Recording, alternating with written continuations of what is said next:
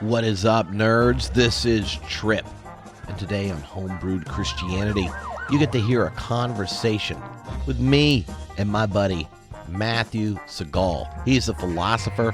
He works at the California Institute for Integral Studies. We have a fun conversation here talking about what's often termed the meaning crisis in Western culture.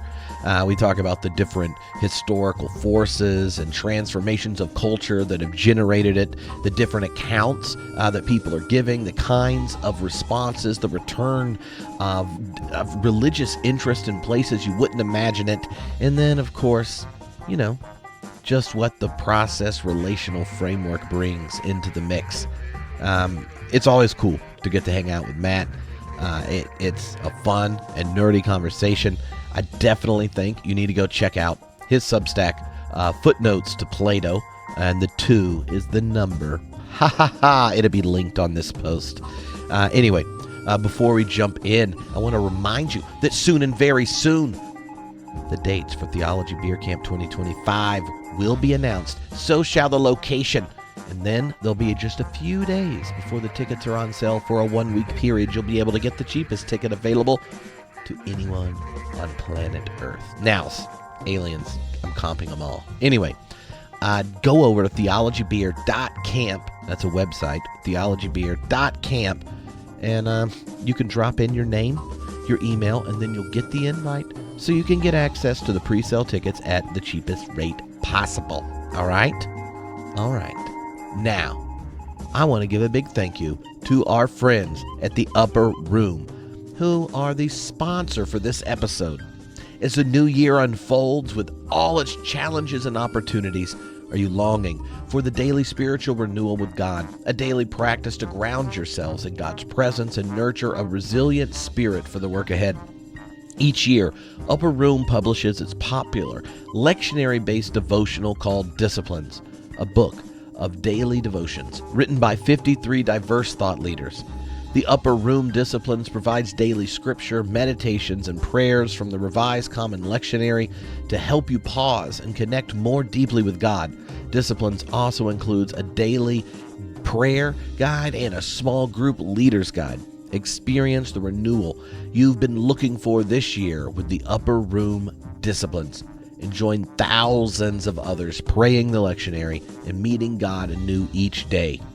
Use that promo code HBCD25 to get 20% off this popular resource now. Visit store.upperroom/disciplines to take advantage of this offer and drop that code HBCD25 for your discount. All right, enjoy, friends. Here he is, Matthew Segall.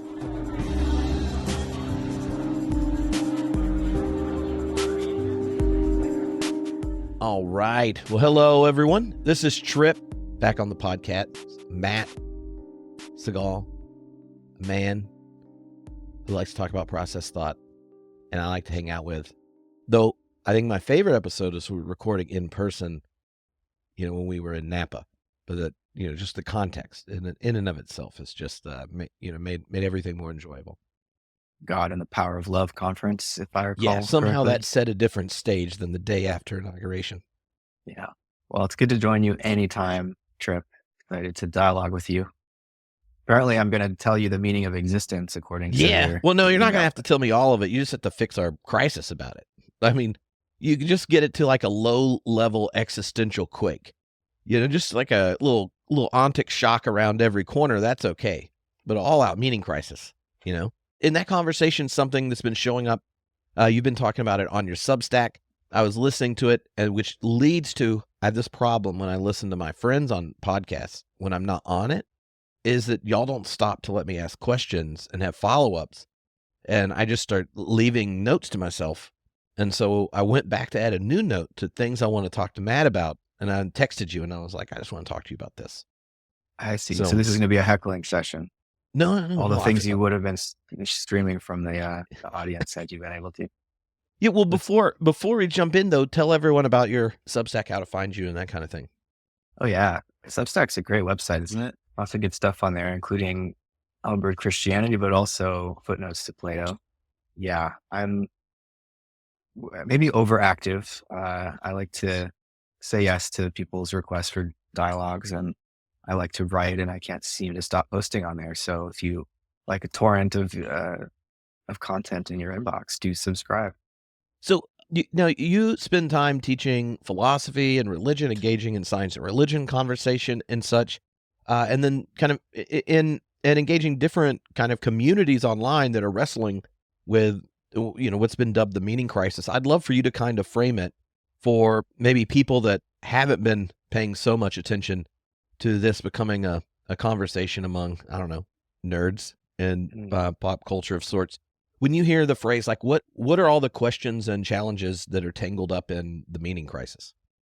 Yeah, well, it's a big tangle. I mean, I think if we go back a couple decades, like maybe the early 2000s, there was like this big new atheist moment, and it seemed like there was a sense in which, meaning can be derived from just a sense of, the continued progress of science and technology, and like we're figuring stuff out, we're getting these new like convenient ways of extending life and all of this. And then, I don't know what it was exactly that shifted, but all of a sudden the mood soured.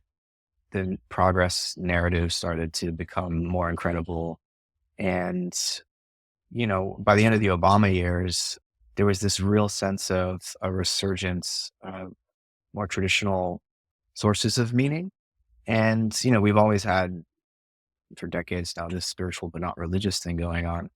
But I feel like a lot of people became disenchanted with a certain progress narrative, and with secularism. And, we've been post-secular for a while now. But this meaning crisis at this point, and now in 2025, I almost said 2024, we are well into 2025 now. It seems to be taking on this new, even more explicit turn to recover these traditional religions. People are converting to become trad Catholics, and people are having all sorts of conversion experiences to Christianity in particular, at least in the orbits that I'm aware of. A lot of public intellectuals, artists, and celebrities are doing something that this seems like not long ago would have been considered very uncool.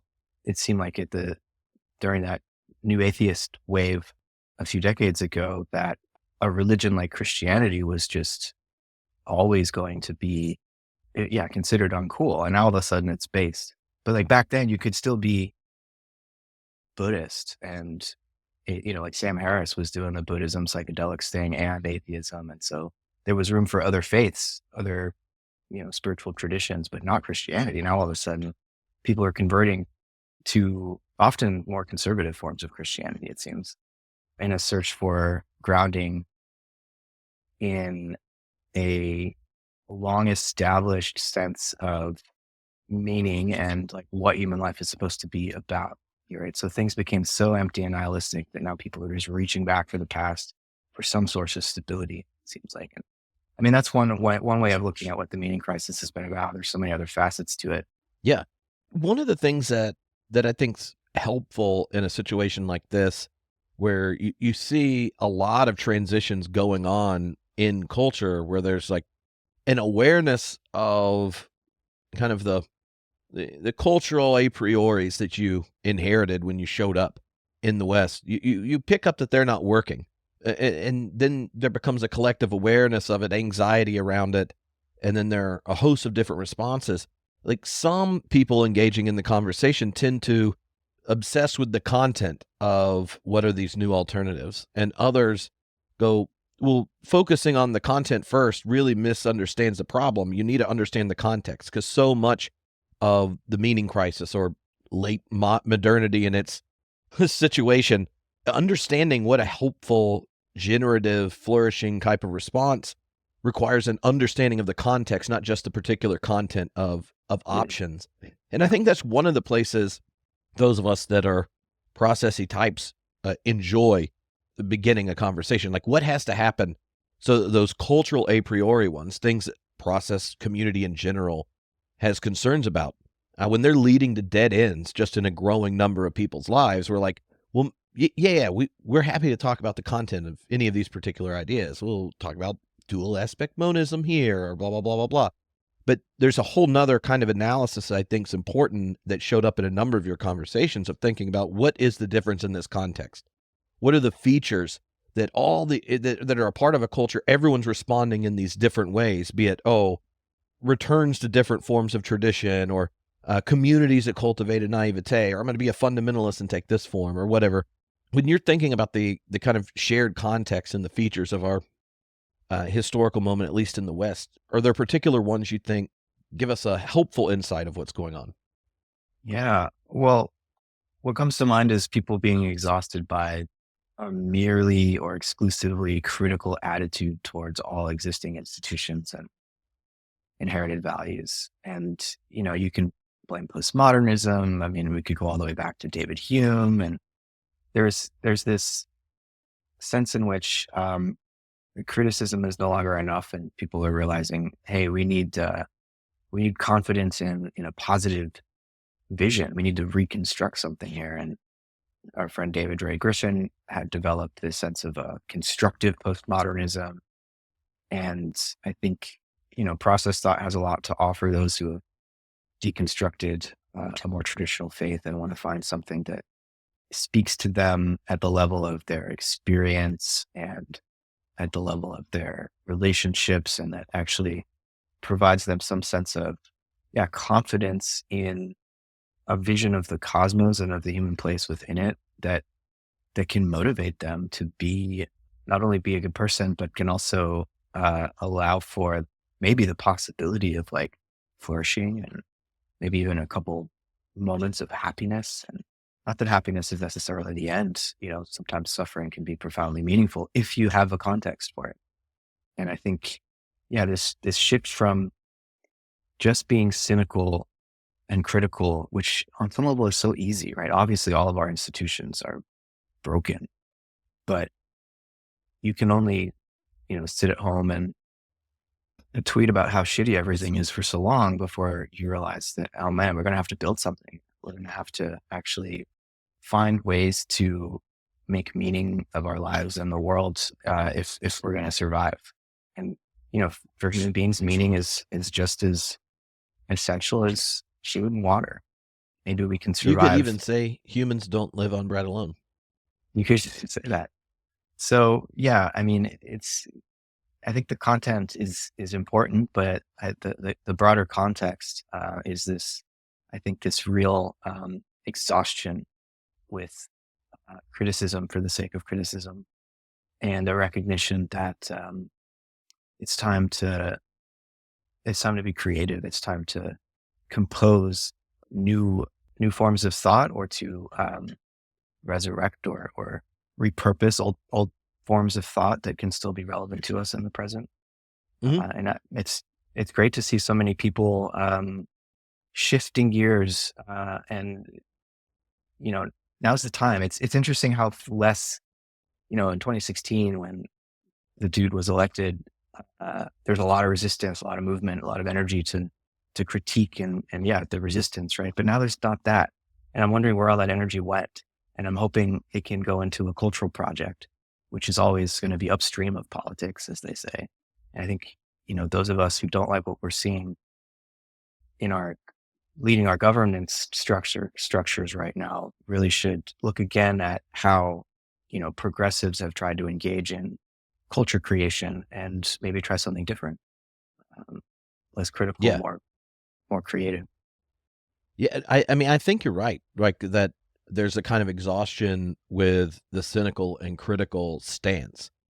In part of it, I think, is, no one wants a cynic or a critic for a lover.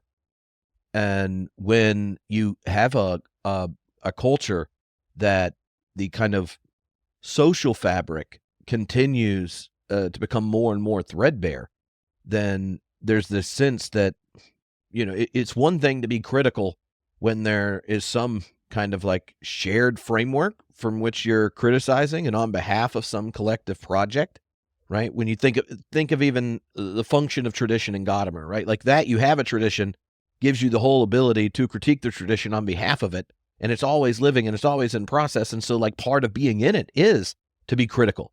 But it's a criticism out of love. And when the mood of a period switches where there's not that love that is the mood from which criticism comes. Yeah, Or it's some loyal kind of hope. criticism, right? It's Yeah.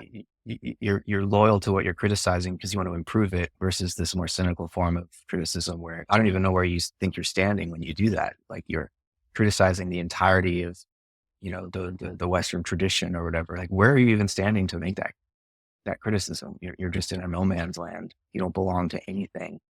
But of course, you're always going to be leaning on the same cultural inheritances and insights in order to make the criticism you are of that tradition. So we should be honest about where we stand when we're being so cynical and critical, because we're always part of some lineage. We're always inheriting. Mm-hmm. Yeah, I recently read this biography of Paul Tillich, and it spent some time talking about his experience in World War I. He was a chaplain in the trenches, and he talks about this kind of like, he didn't use this language, but where the solidarity of just having battle lines that were given to you, that they become just trenches of death, where now there's a kind of solidarity just with the people on the other side of the trench versus those that were sending you to war, or the narratives that sent you to war, say the nation state, or these economic or alliances, or these kinds of things.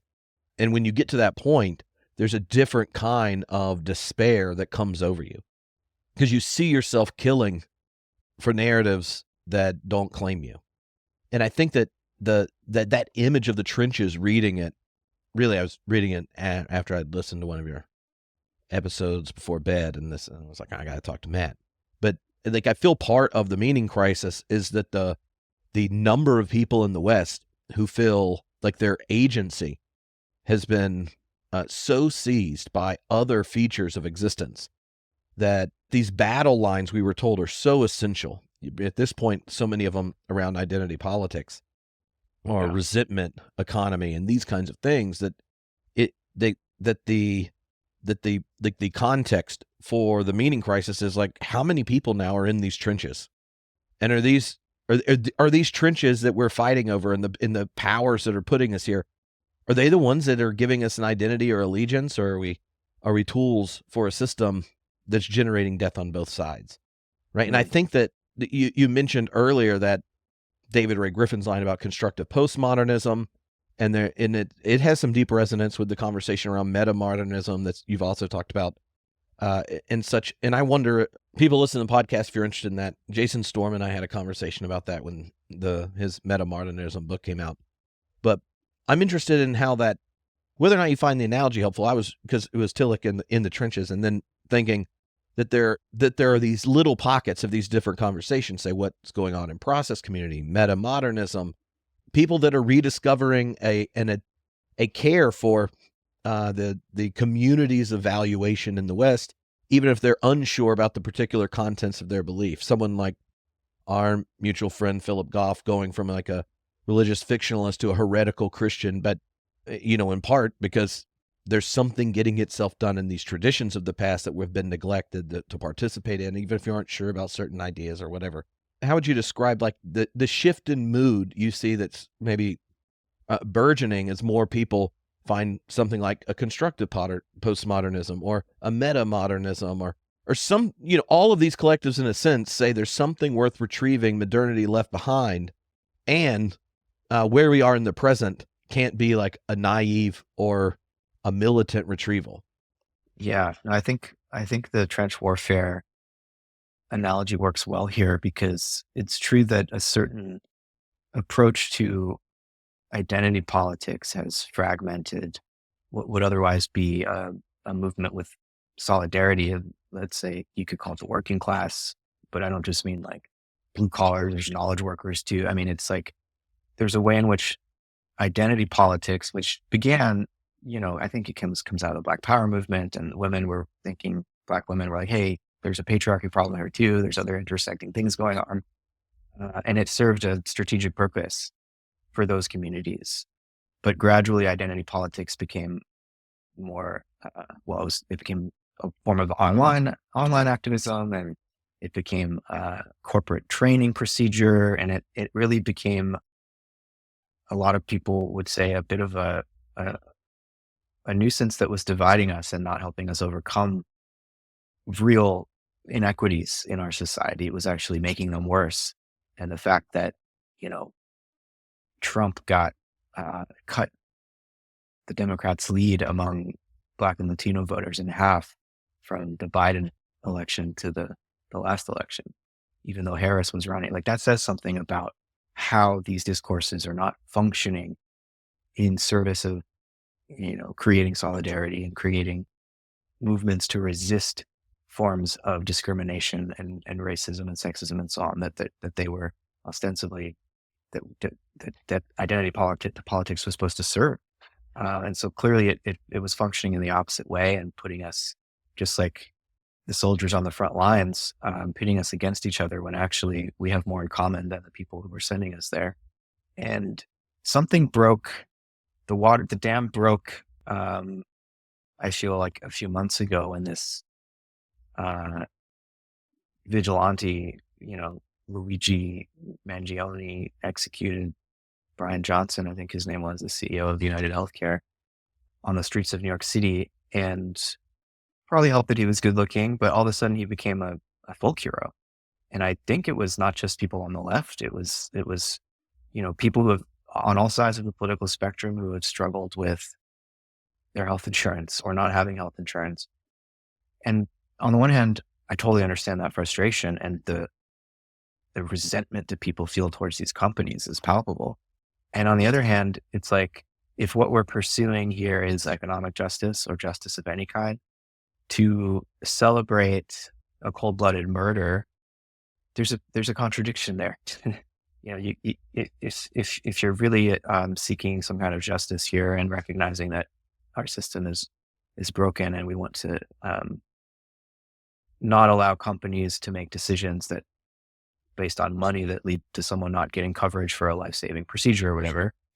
Like, so I get that the insurance companies are also, in a way, murdering people.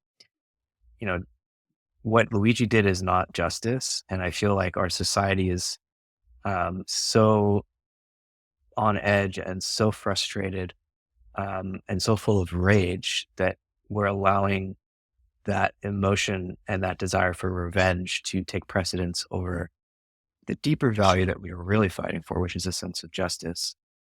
And, we haven't even seen the end of this, because he'll go on trial, and that's going to be big drama for our country as everyone watches this. But I think it's a sign of something, of a lot of anger that's coming to the surface, and that people are really done just waiting around, for something to change. People are going to start taking action. And I don't know that we want to emulate the Luigi mode of action. But it's a sign of how we're right at that point of like supersaturation, where it just takes one figure, one person, to do a deed that then galvanizes a totally new kind of emergent solidarity among what had been a very fragmented social sphere because of, identity politics. And so I think that old way of making meaning, and there is something in that progressive, ultra progressive style of politics that I think is, it's motivated by these deep values of equality and justice. And I think it stopped functioning in that way, and people realize that. And so now there's an opportunity for something else to break through. And I just hope that we can avoid it being violent. Sometimes violence is inescapable. I personally don't feel drawn to that type of conflagration, but it's part of our human repertoire. Mm-hmm. And to look at this at a cultural level, I think those spiritual teachers and those religious teachings that help us get in touch with the other side of our nature, love, forgiveness, and so on, I think becomes especially important in these moments when we're so angry about how messed up things are. Because the long-term solution is not going to come from just lashing out and killing those we think are guilty of causing the problem. So Yeah. One of the elements that has popped up just even in that conversation, I think, if we're thinking of like what kind of awareness is emerging, I think one of them is the shift in what exactly is at the top of our symbolic givens, right? So when we think of religion in the West played that role for so long, or, you're born into some culture and you had Christendom as the sacred canopy of sorts that you inherit. And, after the Reformation and such, for a lot of reasons, you end up with a lot of wars of religion taking place. And after the 30 Years' War, you get the birth of the Enlightenment, where it's like, no, we should figure out how these individuals that are now emerging with like an integrity of conscience can have the religion doesn't have to be like the end all and be. We don't need everyone in the same state believing the same thing. We're going to have a state, and it's going to protect rights. We'll redistribute wealth to keep, to care for others. We're going to protect rights. We're going to do these kind of like tasks, and the state function as a symbolic given. And like in America, when we think of the greatest generation, so much of that's connected to like a generation that was like, we have a shared collective project. Now we disagree in these places or whatnot, but like there is this symbolic given, this structure that's sitting there. And since the end of the 70s and such, that has shifted over to the dominance of a market. The people that got to sit in the inauguration, really representing this collective, right? And when, just like the kind of angst that came up within religious people when their own faith and reason and wrestling with the tradition doesn't get recognized by the church, there's a breakup. And the state breaks up, and there seems to be like a kind of migration of the symbolic given from religion to the state and now to the market. And when the power structures take the role of like crypto and AI in the election, I don't think there was going to be a significant difference in how either party was going to regulate it, because they both took in tons of money. And there was enough signaling as to just how cooperative everyone was going to be. You're sitting there and so this thing that had existed, right? Like how we do healthcare. Like there was some assumption in, say, in the movement around Obamacare, right? That we organized, we moved, this became an issue. We are going to go do something different. Ultimately, it doesn't break the profit motive. And then from the time the healthcare's passed, it poorly introduced, which didn't help trusting the state, followed by people's continued experience that the profit motive of these companies is more important than success at generating health. And when you feel like you have no agency in this past symbolic given of, be it religion or in the state, then what do? Right? And I think you're right. Like all of a sudden, violent things that we hope as a collective to move beyond, to figure out how to cooperate, so that solidarity across difference is something we're celebrating in a culture, isn't there. And so then you now have people trolling on right-wing podcasters are like, we shouldn't be celebrating this. It's sounding like they just got done reading Capital for the first time. Like, what do you think you're going to do? And then Elon Musk responds like, it's not personal. He has a fiduciary responsibility to his shareholders. And you're just like, no shit. No, yes, he does. That's part of the problem. Like, I think I understand where this might be coming from. And so to me, part of the question, when we ask that question around the context versus the content of the meaning crisis, like you could look at this one thing like healthcare. Is that a problem? Yeah. But that can really be that an example of that fallacy of misplaced concreteness. Like let's make a substantial problem. That is a symptom of a larger relational dynamic. One where the shared symbolic structure that mediates our relationships that we all assent to and don't imagine a world without, and we aren't even sure you could be a human without being embedded in it, is the market. And that's why I think so much of the meaning crisis, if the mode of communication and the way we build community and solidarity doesn't take seriously the context, and as opposed just to the questions, then they could be metabolized into the very system that's creating the growing disease in general. Yeah, no, you're right. I mean, we're not blank slates, but we are born naked, and these symbolic givens like culture is part of what makes us human. Culture is part of our nature, if you will. And the context of I feel like I've been saying late modern for 20 years, and it's not late enough apparently, but the context right now for us is, as you're saying, the market has become the sort of default source of value, and it's the lowest common denominator type of value. It's when this market fundamentalism is rooted, seems to me, in a kind of social Darwinist worldview where everything ultimately comes down to individual competition and the strongest will survive.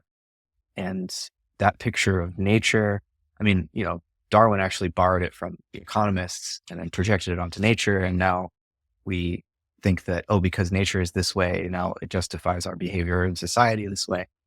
So there's a bit of a migration of projections there. But with this social Darwinism that's really back in full force now, the 20th century, because I guess communism was a real threat to capitalism. There was a nice welfare state and things were well regulated and workers got a decent, fairer shake, at least, of the profits. But that's all out the window in this neoliberal context. And under Trumpism, it's like hyper neoliberalism. Even though he's like against the globalists, I think when you see these billionaires sitting where the governors usually sit, you can see how now the oligarchy is up on stage. It's not the deals being made in the back rooms. It's just front and center for everyone to see. Trump's pumping out his meme coin. Melania has her meme coin. The pastor at the inauguration launched his meme coin right afterwards. So this is a new level of market cosmology as our dominant like civic religion under the MAGA regime. And so that is a source of meaning for people, right? I don't know who first said this, but like a lot of Americans they look at the rich and they look at our economy and they experience it as though they were just temporarily embarrassed millionaires. So instead of being angry at getting the short end of the stick, it's like, oh, this is a system where I might win the lotto. And so we're driven by this sense of, I could be rich one day. So I don't want to hate too much on the rich people. But yeah, we've lost track, I think, of what the role of the state is and the market relative to that. And then culture as this third thing, actually. I don't know if you've seen anything I've written or heard me talk about social threefolding, which comes out of Rudolf Steiner's work, but it's not really a new utopian plan for society. It's just a description of what's already trying to happen and has been over history, where we have this differentiation between a state, market, and then cultural life, which includes most of the stuff that we love, like religion, spirituality, art, education, science, media, like all of that's cultural life. That's what we're here for. And we have the state also to, establish a sense of fairness, fair rules to protect our rights and our responsibilities. And, the state, I think, has grown over the 20th and early 21st century in a way that it's playing too big of a hand in trying to shape culture, maybe. And obviously the state has a role in regulating the market to protect our rights and our ethical and legal responsibilities to each other. But as our society currently exists in the US and most of the West, the market dominates everything. Capitalist markets dominate everything. Politicians are products to be bought and sold. Laws, legislation is a commodity to be bought and sold, to the highest bidder. And culture is increasingly commodified. Everything from education to science to art is driven by the profit motive now. And so the market monster has swallowed everything. But I don't think personally markets are bad. It's just that they've taken over the functions of the state. And so everyone thinks, at least if you're MAGA, oh, the government should be run like a corporation because corporations are efficient. But that's to totally conflate the role of the state in protecting rights and responsibilities with the role of the corporation, which is to make money and provide goods and services. So it's a big mess. And I think at least getting clear on the roles that these different sectors of our social organism are best equipped to play. It might help us see what's wrong with our current situation and at least give us a direction to head in, and allow us to like not become overly ideological, where we just say, oh, well, we need a dictatorship of the proletariat and get control of the state, and then, eradicate the market and get a handle on culture to make sure people have right thought, or, become fascist in a particular cultural or religious outlook, or theocratic.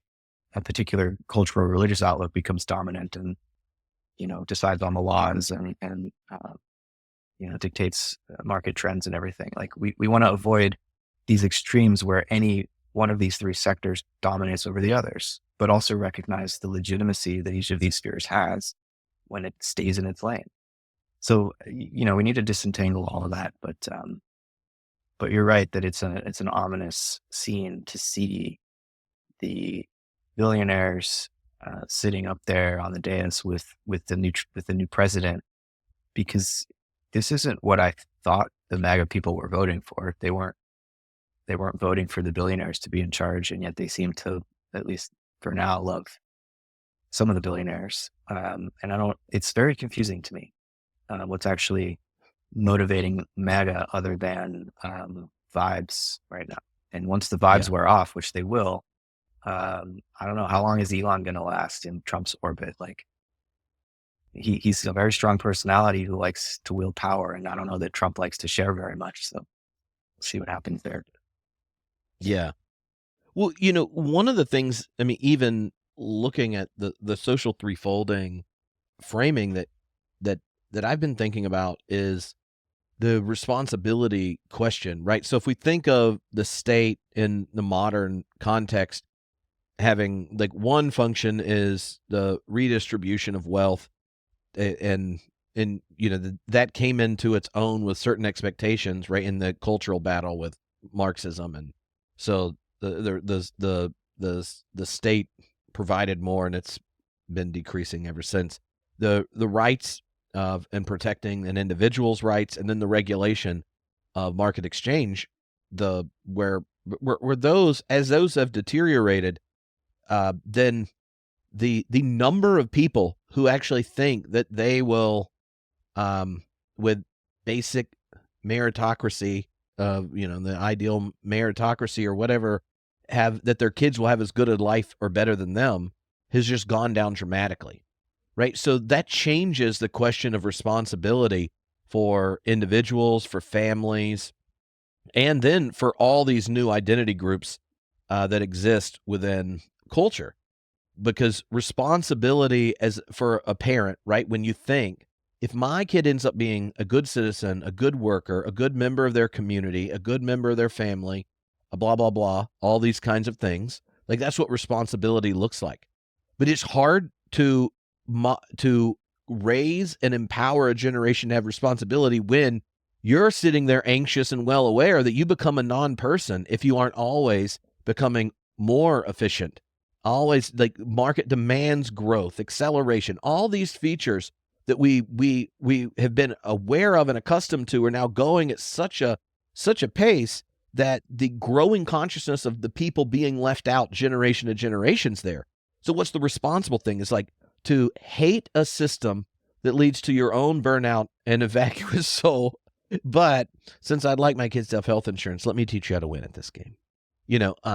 And so I think that, like, when we see these deficiencies where the logic of religion run amok, right, like ends up in a totalitarian religious order, the same with states. But at this point, I think part of what we're recognizing is that the increasing function and role of the market then has changed the incentive structure for what a responsible neighbor looks like. Because you don't have confidence that collectively we don't let neighbors end up in this situation, right? And so a health insurance executive is murdered, and people across the political spectrum are like, look, I'm not saying I support murder, but if you're going to do it to somebody, right? And yet there's hardly anything short of maybe football that all those people would agree on in America. They're like, look, I don't think you should skip church, and I probably will anyway. But nonetheless, if you are going, it's probably for a football game, to me that they part of delineating those different environments is to show that like the context does shape even what responsibility ends up looking like. And so when we make these demands of this ideal citizen or this ideal worker or ideal X, Y, and Z, but the state and the market are so corrupt that what would be good human formation actually like ends up generating more vulnerable people. Yeah, I mean, I think we need more alluring cultural forms to prevent people from either trying to make politics into their religion or Yeah, it into. really ruins a lot of my friends' Twitter feeds. Like there's like a whole category of friend that I mute, and Right. I'm like, if I'd love to hang out with them, but I just know that I'll judge you if I was to see your social media posts. Yeah, that's good. That's a good move. Or money becomes your religion, and I don't. I cannot imagine. I've tried to imagine, and it's difficult and painful, like what it would be like to be a Zoomer, or a young person coming of age today, because you have to find your way into adulthood as a professional of some kind. You have to like trust these institutions. You have to trust that all this money and work going into my college education is going to get me something on the other side of it. And maybe if you go into a STEM field, you can still feel that way, but there's so little sense that the future will be stable or will look anything like the past. And so to be beginning your life as a young adult and trying to figure out, what do I invest my time in order to work towards a stable life for myself when the society around me is not stable and all of these institutions are clearly broken. I feel like as a millennial, it was like I was in high school when 9/11 happened, and I was like, oh, what's going on here? I thought America was invincible. And I was raised on all these movies in the 90s about how America was invincible and we're the good guys and we helped the rest of the world. And then all of a sudden that narrative broke down. And so, believing in the country became harder, and we need not necessarily new, we need revitalized cultural forms to get us out of this need to immanentize the eschaton, as Vogel would say, and when politics becomes our religion, and away from this lowest common denominator sense of, oh, we're just selfish competing individuals and get what is yours while you can and fuck everybody else. If we don't find meaning again and create the conditions for everyone to be invited into cultural life, to find meaning in art and spirituality and the pursuit of knowledge and scientific understanding, and like these things that are really at the core of human life that are priceless and that can't be regulated into existence. Like there's something else that goes on in these cultural domains that we know we're all hungry for, and there's no easy blueprint for creating it. It's more about opening your hearts and finding community, and then like seeing what pours forth out of your imagination when you feel safe together to explore that. And we just don't have as many of those spaces left. And, we're people like you and me and others online with these podcasts and all of this thinking together. We're trying to create the context for that, but I feel like we're still searching and trying to find our way towards that renewal of cultural life. And it's going to come in many forms, I would hope, and not just one thing, one homogenized new series of conversions to that religion or, whatever it might be, but a whole diversity and array of ways of re-enlivening us as cultural beings. That's where the action is. So I was interested in how you think about these different kind of cultural factors in the moment that often come up. I've been making a list of ones when people talk about meaning crisis and such, and which ones kind of like draw more of your attention. And this is Tripp's grouping. Sometimes people begin with a number of kind of like social features, say like the mental health crisis, loneliness epidemic, these kinds of things. Or we'll focus on community decay, right? Like bowling alone to the rise of religious and political nuns or independents, a kind of disengagement at the community level. Then some people point to like the larger kind of movement in modernity of disenchantment, and then the way it's become more and more ubiquitous over larger portions of the population. There's modernity's kind of hyper individualism, and the way that individualism has been kind of reified in more and more spheres of one's life, not just in the enlightenment individual, like the liberty of one's own conscience, but that individualism becoming a larger feature throughout culture. Others can point to like the growing dominance of the market in more and more spheres of life. And then another one which shows up, and I've just started calling it the valuation deflation, but it's just sometimes it's just that the places one has valuation assessments, valuative assessments, and agency, the number of places in one's life that happens is just smaller and smaller.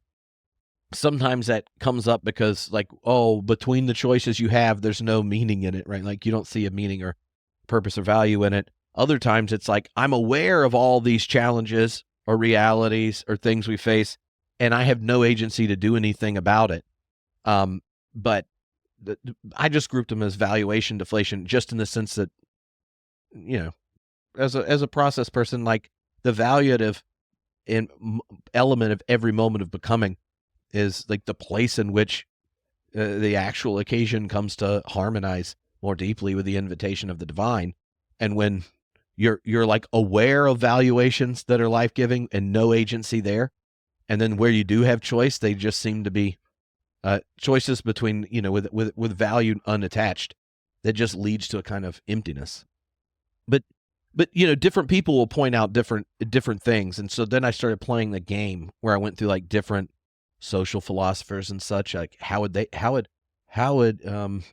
Charles Taylor answer these questions? How would Hartmut Rosa do this? How would Byung Chung do it? How would those kind of things? That's how I've been trying to process it out loud in my own head, talking to it. But I'm interested when you start thinking about these different features and the way a process vision engages it. Are there like places you found helpful to start, say with conversations with peers or with students and things? Yeah, the agency one, I think, really resonates. The sense of a lack of agency. What I do doesn't really matter. It's like, oh, I thought recycling was important, but now I realize they just ship it all to China to put into a landfill. And so all these ways that we've tried to find hope in ways that we could actively contribute to a better world. It's like, oh, well, actually, it's not really helping very much. I sold my car and I ride my bike to work for climate change, but, there's still more people flying in airplanes every year than ever before. And is it really making a difference? And I think with artificial intelligence of various sorts coming online, that's only going to further decrease our agency, because even if, we believe that human beings have some, at least, potential for freedom, I know there's more and more discourse around it that actually we're just determined, coming from scientists using their scientific authority to claim that. But even if we did think human beings have the potential to be free agents, like hardcore common sense truth, right? With AI and the way that these algorithms on social media can, in a way that comes straight out of B.F. Skinner and behaviorism, like we really can be trained and have our dopamine circuits hacked such that we become more like automatons. And so freedom, to the extent that it's a possibility for us, can very easily be stolen from us by the media environment that we're saturated with, the social media environment, and these algorithms that they can really steal our freedom from us. And so there's so many ways that agency is being diminished. And without agency, it's very difficult to have any sense of meaning in life.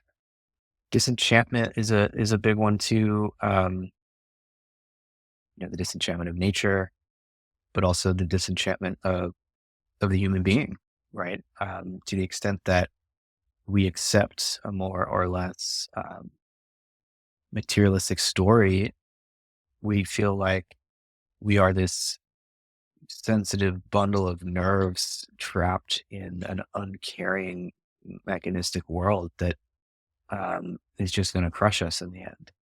And we barely have any agency anyways. And so it's like, it can make life feel like a kind of torture chamber if you really have that disenchanted kind of view. And I think the other thing would be, my term for it would be total information war, where was it back in the first decade of the 2000s that Stephen Colbert's word truthiness got a lot of press. That was during the Bush administration. And now it's like, it's not just truthiness, it's, well, we're post-truth, we're post-fact by this point.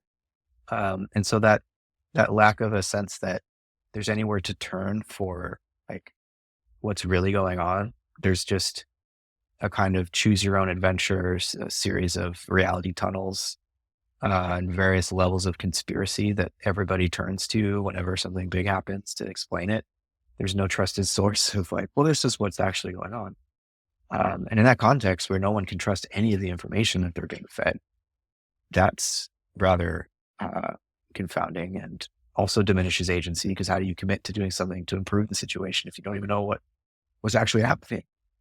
And yeah, loneliness, mental health crisis for sure.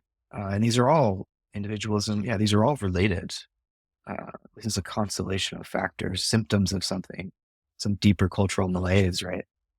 And I actually honestly really think that cosmology can help us here. Like that having an alluring, exciting, scientifically compatible and spiritually uplifting story of the universe and our place within it can help address a lot of these issues.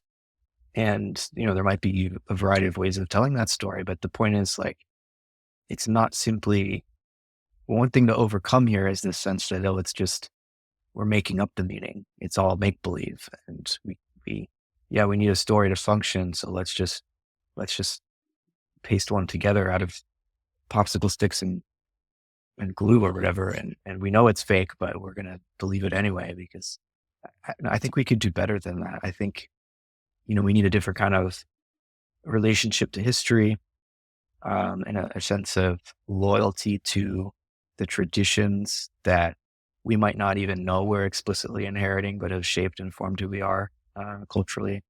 Because again, we're born naked, right? And then we're clothed by cultural forms. And we only gradually become aware of what we've inherited because we imbibe new cultural forms, right? But there's we can't actually strip down and be naked of culture anymore. And so I think cosmology matters. Let's make cosmology great again, if you will. Okay, well, I support cosmology. I think, and would you say like one of the features of all the different process perspectives, whether they belong within a historic religious tradition or not, part of the process kind of pushback to modernity's narrative isn't like the finality of its objective description, in the sense of like science is this kind of auto deconstructive ongoing wrestling with the best account of reality. It's it's that modernity has just flattened reality, so there's no inside story to the big story altogether, right? So that then cosmology itself becomes vacuous. And so like, what do you get in a hyper individualistic late modern world? If you want meaning, all of a sudden the individual bears the complete burden of generating it for themselves, while consciously being aware that they have to generate it for themselves, which kind of undermines the kind of passionate giving oneself into the world, be it just on your own or as a part of a community or tradition. I think that kind of deflation of the inside story that wisdom traditions have is something that makes that challenge of narrative, giving the best account of the narrative, even a lot of the big history accounts, one of the difficulties of them is just that they start on the terms of the scientific framing, where only the outside story of reality really has traction. Right. Yeah. No, I love those phrases: inside story, outside story. We want to feel like we're part of something and that we have a role to play in it. And if you're kind of open to this, pivot just a little bit to how I understand Christianity in this context, Hmm. and the way that there's something, and I'm a committed pluralist, but I also feel like there's something unique. I mean, there's something unique about each of the great world religions, but in Christianity, you have this sense of like the author of the story all of a sudden enters into the story and becomes one of the characters, who then tells the other characters, "Hey, I made all this, and I'm in each of you." And there's like this way in which we're invited into, as human beings, this sub-creative role, as Tolkien would say. Hmm. And it's a very compelling story, but it's also, it might be deeply true in an anthropological, historical sense, that there was a shift in the nature of our consciousness that gave us both, and all the axial religions have some version of this. Like, we have a transcendent perspective on our situation as characters in the story, at the same time that we're still fully characters in the story. But with this transcendent dispensation now sort of guiding our interactions and further weaving of the narrative together, right? And so it's as if we have this view of Earth from heaven, but also are fully attached to and committed to the earthly condition, the earthly situation. And so having that type of an inside story, I feel like it's like providing, and I don't think again, this isn't the only way to do this, but it provides the cultural conditions that make possible a kind of matrix of meaning. And out of that, I think, would flow a renewed sense of the importance of democratic self-governance and what role the state can play. And out of that can flow a sense of a more associative economy, because at the end of the day, we're all trying to serve one another as co-creators of a story of cosmogenesis. And, you know, because of my own unique personal biography, I've ended up feeling compelled by this particular narrative around the Christ event. And I know there are other ways of creating that cultural matrix. But it is an inside story, and it's inviting us to participate. I think that's the key. And the invitation to participate in something, in a project that's bigger than your own individual life, but that when you commit yourself to it, makes your own personal individual life overflowing with meaning, in a sense of importance and gratitude. And even if you suffer, it's meaningful suffering because you're contributing to this larger project. So yeah, I think it's like, but for any of that to make any sense, we need to like overcome the cynicism and approach sincerity again. And this is part of what the meta modern thing is. It's like, how do you overcome cynicism? Well, we're still going to be a little ironic about it, but let's be sincere about this meaning thing. Like, we really need it. We're starved for it, and it's not cool to be cynical. Yeah. No, I think that's hopeful. And I wonder if, I mean, even the way you're describing your own kind of resonance with the Christ event, that's different than some of the kind of responses that I guess resonate with the cultural superiority of Christianity in the past and want to return to it, right? Like, so Yeah. the not all kind of religious retrievals are the same. Mm-hmm. Right. Do you, and I wonder, here's something I've been thinking about that this connected to that, because there's a sense that, the inside outside story of history and stuff, that's Whitehead will talk about as the bifurcation of nature. And I also think like the kind of like hypercritical and cynical stance in many ways is like Protestantism on steroids. iconoclastic religion of Protestantism. Like, here I stand, I can do no other. Give me the reason and the authority. And then reason was like, about that authority, we're not quite sure. And then the reason's like, well, the only authority the only thing we can really speak authoritatively about is empirical reality. And that kind of bifurcation of nature and that iconoclastic religion leads to a kind of bifurcation of the spirit in some like deep way, where modernity's own drive for both acceleration, mastery, control cuts off plausibility structures for resonating with the depths or the inside of almost any tradition community that's there.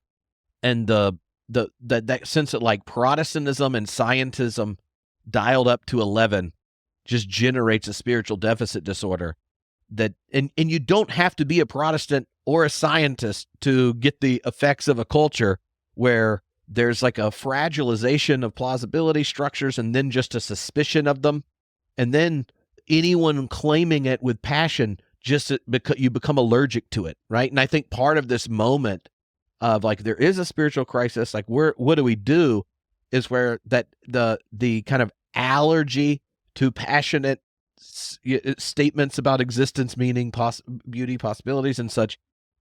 It's like, well, I may not have like complete confidence in what's going on, but I'm so burnt out from the kind of like spiritual deficit of culture that will someone use a declarative sentence that makes some claim on my finitude toward my neighbor in some positive way? Yeah.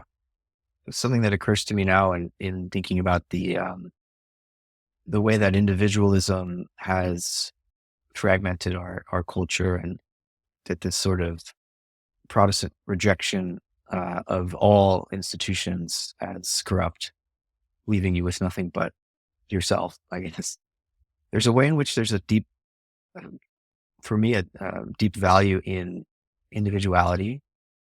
Individualism becomes overburdened by the way that gets coded within our market economy, and the way that can lead to loneliness and everything. But I've increasingly been coming into contact with students of mine who come over, are Chinese, and come study in the US. And what I've noticed quite frequently is that these young Chinese people who spend some time in the US, maybe they get their undergrad here or whatever, they recognize that they're allowed to be individuals, and they don't have to just exist under the pressure of the family structure to do what's expected of them, and what their society expects of them. And they can discover themselves like this deep psycho-spiritual way.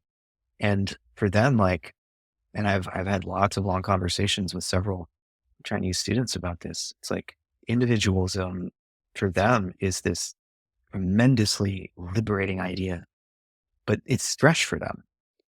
We're all jaded on it. And like, yeah, I don't know if you want to really lean too far into that. But at the same time, the US really, we have so much to learn from each other. The US and China, like we are so starved for some sense of commitment to a collective project, and some sense of like, yeah, maybe elders should be respected. And obviously we need term limits in Congress, but we still, we there is something that about the wisdom that comes with age up to a point. And so we have so much to learn from each other. And I wouldn't want to throw out the value of like individual freedom. It's just that we really need also at the same time to hold that in dialectical tension with a commitment to community life and to civic coexistence, because like there's a lot of, I think, naive criticism of like the existing justice system and the things in the government that do keep things more or less ordered in our social life, and the way that the United States functions. Like it could be way worse. It could always be way worse. And to just think we can start like throw it all out and start over, it's like that's going to unleash way more chaos than you realize. Like with the Luigi thing, due process was so hard to get put into place. And if we just because we're in a fit of rage and we want to put that to the side, it's gonna be really hard to get it back, you know? And so all that I'm trying to say here is like, just because we're critical of whether it's this individualism thing or we're critical of the existing constitutional order that seems so broken, like it could be way worse. And we need to find some way of not getting rid of our commitment to individual freedom, but also recovering a sense of this collective spirit and collective mission that is so big in China. And if, you know, I hope we can avoid war, which I'm really, really worried about.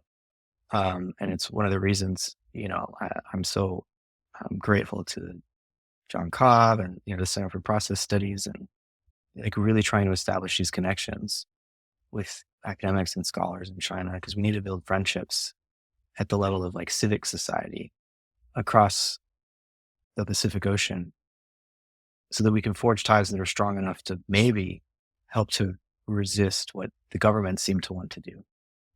Because as people, I just feel so strongly how much we have to learn from each other. Yeah. Yeah. And I think you're right. Like hearing that story, even about like students experiencing individualism in the kind of Western sense and being like, oh, wow. Part of that actually makes me think of when Byung-Chul Han's talking about individualism in the current moment. Part of it is a shift in psychopolitics where the same rhetoric of the valuing the individual, except that we've shifted from should I do this to can I do this? And that shift from should to can puts the individual like in this never-ending pursuit of making oneself more valuable or becoming more authentic. It means that like the individual never really arrives, and possibilities are experienced as a burden and a demand.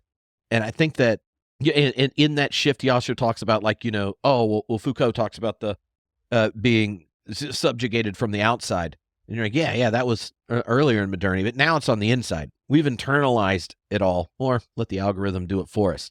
Give us nice little nudges, give us our scores, track our steps, all this kind of sense where the self then is not something that's like newly emancipated with a new dignity, but becomes this burden that you have, this project that can't really be achieved. And this project demands like it's always on the like horizon with its demands. So like society then becomes it like generates the new neoliberal saint where he's like, yeah, in neoliberalism, the saint's a narcissist. And everyone's against them, except it's what it's structured for.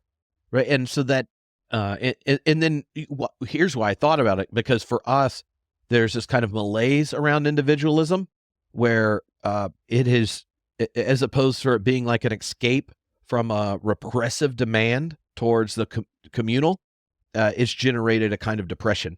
And I think that shift that Han's pointing at, you could imagine like the very same thing being experienced differently by students coming from a different context when for those that are in it, that start there, the very same reality is it performs a different function for them in working out their own existence.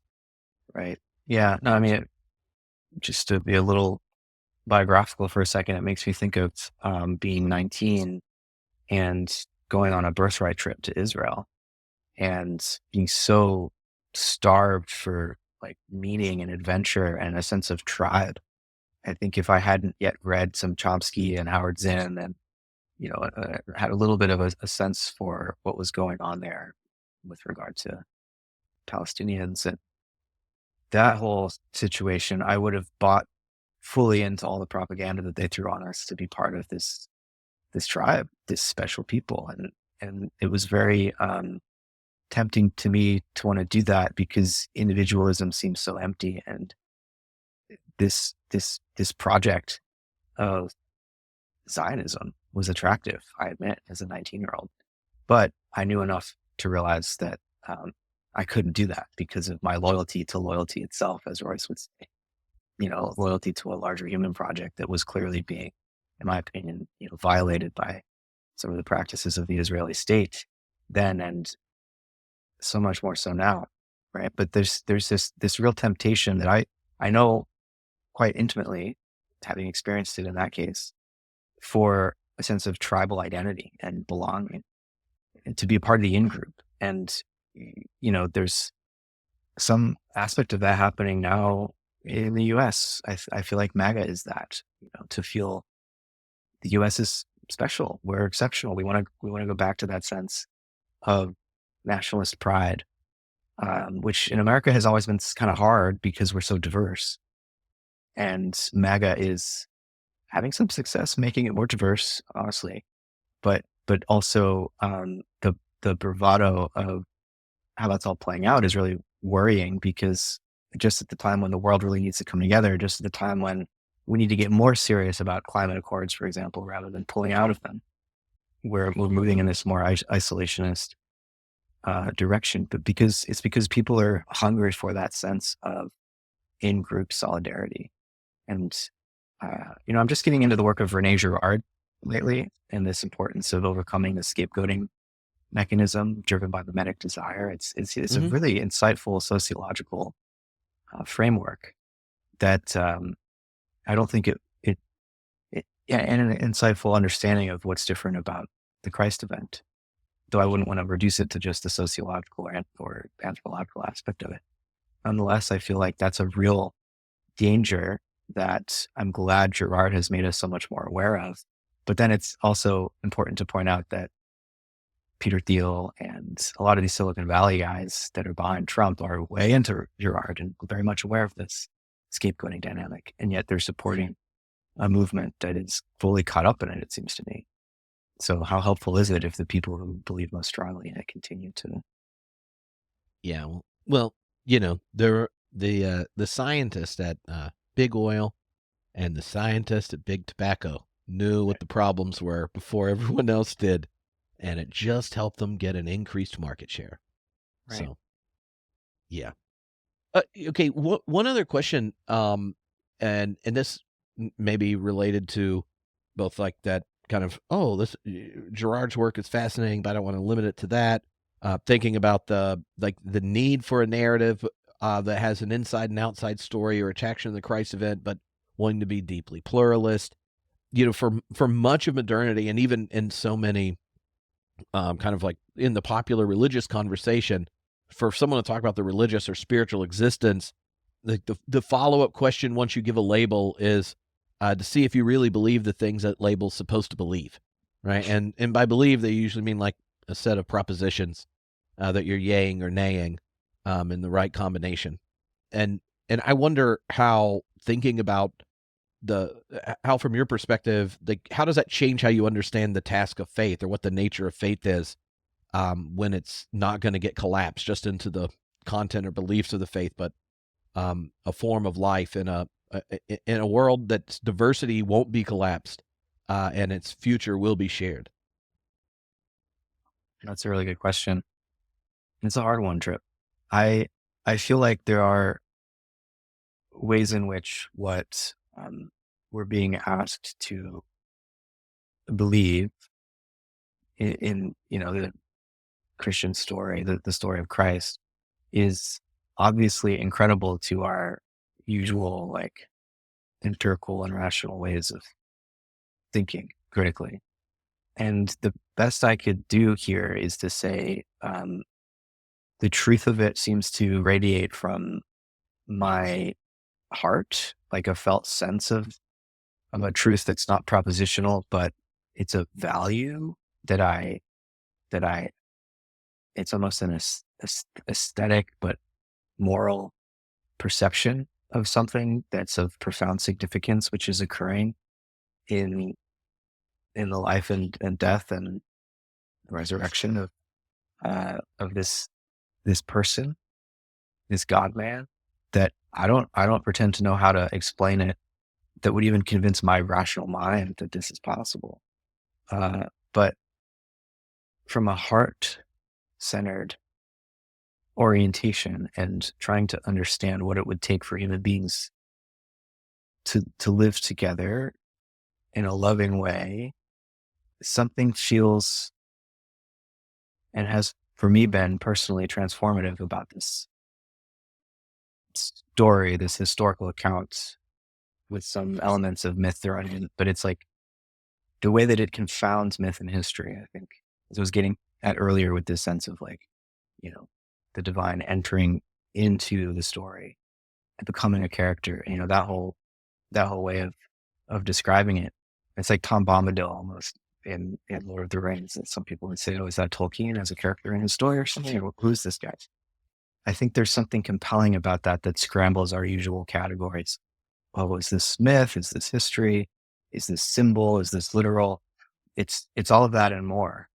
It's beyond our usual categories, but it's just from a pragmatic point of view. I've also come to feel like, as someone raised in a Christian or Judeo-Christian cultural context, I try to escape all of this, the deep archetypal structure of my psyche. I try to escape it as a teenager and do the rebellious atheists thing, and then got really deep into Buddhism because it seemed like, oh, well, Sam Harris says it's okay. That wasn't just him. But I ended up, despite my conscious mind's attempt to escape it, coming back around to the deep sense of like the nourishment that it provides me. And I'm a logical guy. I want to understand, like, to the best extent of my ability, how can I put this in propositional form in a way that makes me seem not crazy? And I'm still working on that. But it's a matter of the heart and a matter of, recognizing that I can't escape that deep matrix of meaning that shaped me before I even knew that I had the ability to be critical of it. Well, see, I think that answer is only frustrating if you think the evidence should demand the verdict, Jesus is God, right? Like, and despite the fact how many Christians think that, you have to either choose Lord, liar, or lunatic, or else you're just being ridiculous. I mean, when Jesus was talking to his own disciples and he's like, well, who do they say I am? And they go through a list. They give all reasonable things. If you're just looking at the outside story of Jesus, that you could say, oh, well, it's John the Baptist with his head back on, or Elijah. He didn't die. Maybe he came back. Y'all got a similar vibe, and we can do that with historical Jesus, right? Like, oh, there's all these different accounts and they're weaving the history together and trying to make their best judgment and blah, blah, blah, blah, blah. And then Jesus asks the disciples, well, who do you say I am? And Peter says, you're the Christ, Son of the living God. And Jesus doesn't look at him and be like, thank you. You correctly exegeted the Hebrew Bible. That's exactly my identity. And these dumb shits that don't get it are going to burn in hell. He says, yeah, my heavenly Father revealed that to you, right? So like the actual encounter of Jesus as the Christ wasn't like the sum total of what history or reality or whatever. You add that equation up, it equals this. There is this presence of the divine that's present in the story. The Heavenly Father revealed that to you. Like and then the content of what does it mean for Jesus to be the Christ is something they only discover precisely by being in a community that centers around the one that ends up in Jerusalem, despite his disciples trying to talk him off the ledge. Like, oh, if you go there, you know what they're going to do to you. This is horrible. This is not how we do effective organizing under a Roman occupation. They show up for the festival where we celebrate God taking sides against oppressors. And he does, right? And so to me, part of at least what I think has been helpful for me in thinking about this is that existential register for the Christian as a disciple is something that can be described. There can be integrity in it. And you can also understand that existential register of like knowing oneself as known within a tradition that you can't describe outside of it, that we would describe anyone that we know that loves us well in a similar way. And it wouldn't be because like the math adds up that this is the person that loves you most. It's that historical circumstances and accidents and contingencies became the very fabric in which you're more you than you are in any other description, right? And there's that kind of existential register. And then I think for us, if you're asking the question of cosmology, you're like, well, does it cohere with the metaphysical register? Does it cohere and not in here in the sense of like it's demanded by your metaphysics, but does it cohere with it? Does it cohere with the historical register and giving a historical account, right? So Christian accounts where Jesus isn't Jewish and you end up being anti-Semitic, blah, blah, blah, blah. You're like, well, it doesn't really fit most things. You might want to fix this, right? And So to me, part of like the meaning crisis in responding to it is recognizing, like at that metaphysical register, we're leaving something out where there's not an inside and an outside story. And then part of giving recognition to the inside story means there is an existential register for each person. It's just now it takes place in a multiplicity of cultures that are meeting each other for the first time, or coming with a legacy of things that were their disasters and ugly things and these beautiful encounters. And then, like, what do you do, right? Yeah. And I think that being simply critical and cynical means when you list off what do you say? And you insert all the historical Jesus stuff or like these plausible accounts, but what do you say? That's not asking the exact same question again. It's asking, like, what do you want to do with your finitude? What do you want to give yourself to? And like the moment we do that, going like, well, I can't guess exactly where the world's going, but it would be really cool if a certain percentage of them thought that they should have the same mind, be in these particular communities that was in the one that didn't count equality with God something to be grasped, but humbled himself, taking the form of a servant, perhaps even calling us to love our neighbor and even our enemy.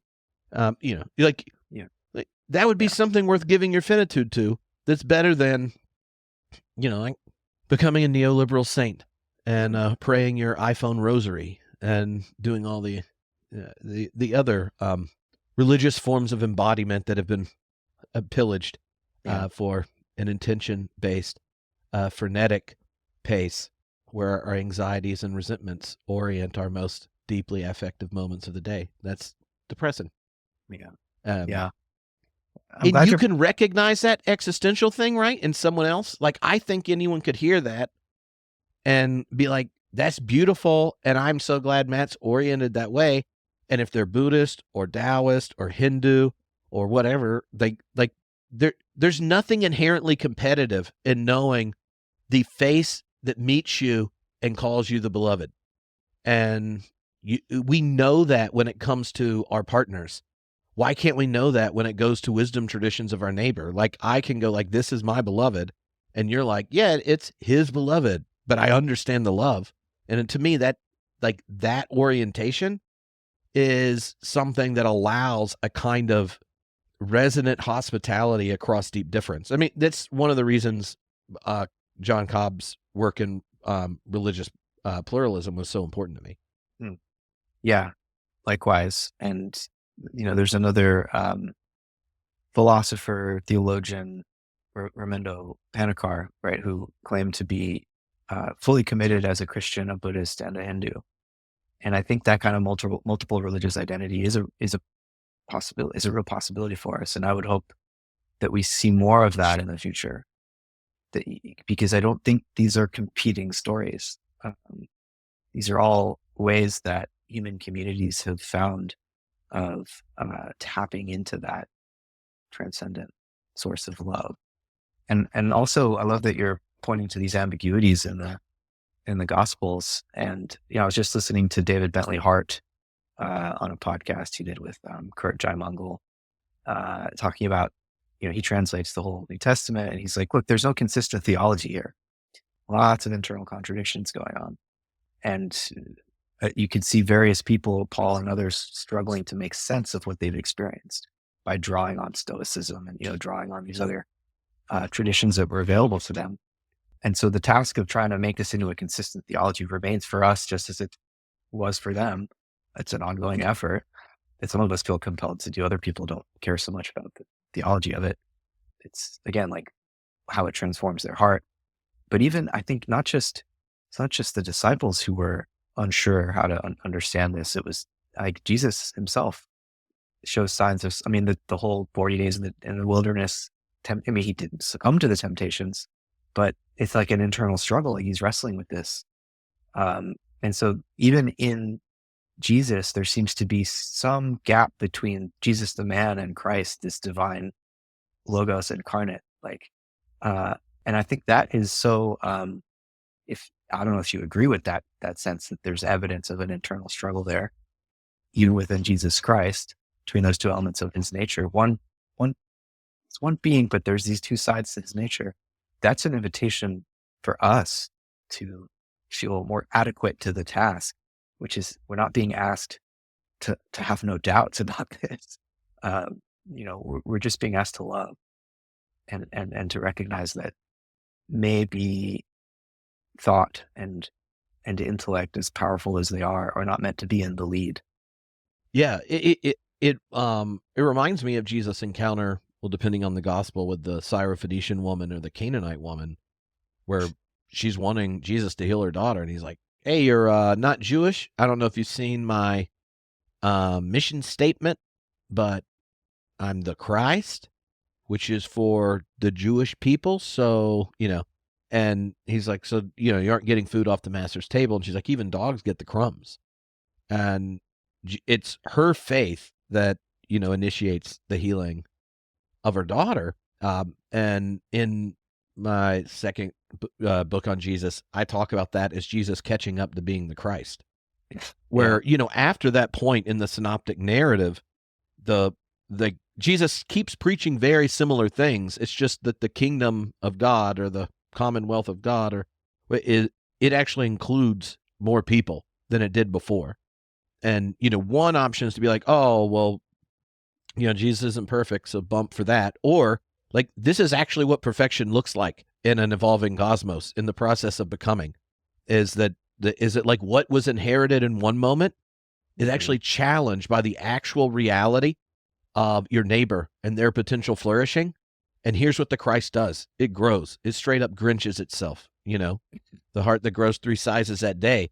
And there's nothing unfaithful or broken about that. And that's what we're called to do is do the same thing. So like part of the faith of Christ is one that lets those encounters, be it with a Syrophoenician woman, which did exist at that time, or Canaanites who did not, which problematized it being historical.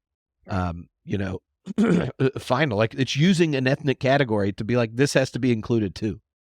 And so many times we think like sinlessness is the perfection of Jesus, and then like we have then people that come up with ways of seeing a text like this and being like, well, obviously he did it to teach his disciples.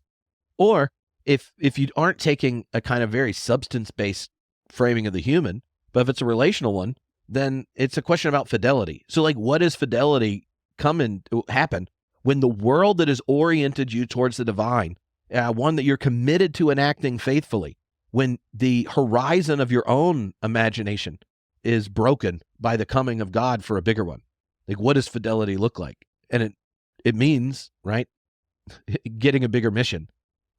I think that like what Pope Francis has done in his recent encyclicals is an example of that for the Catholic tradition, recognizing the way in which our global economic system problematizes, he still uses fraternity, of the human species and breaks our responsibility with our non-human neighbors.